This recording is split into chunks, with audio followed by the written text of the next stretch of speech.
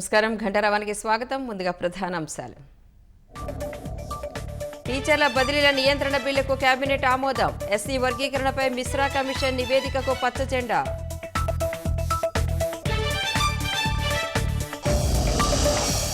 ఉపాధి కోసం వీలైనన్ని భాషలు నేర్చుకోవడం మంచిది. అనవసర రాజకీయాలు చేయొద్దన్న సీఎం చంద్రబాబు.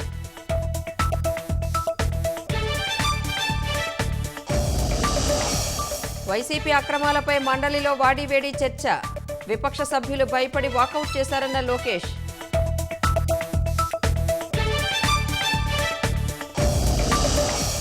తిరుమలలో తెలంగాణ ప్రజాప్రతినిధుల సిఫార్సులకు అనుమతి. సోమ మంగళవారాల్లో వీఐపీ బ్రేక్ దర్శనానికి టీటీడీ అవకాశం.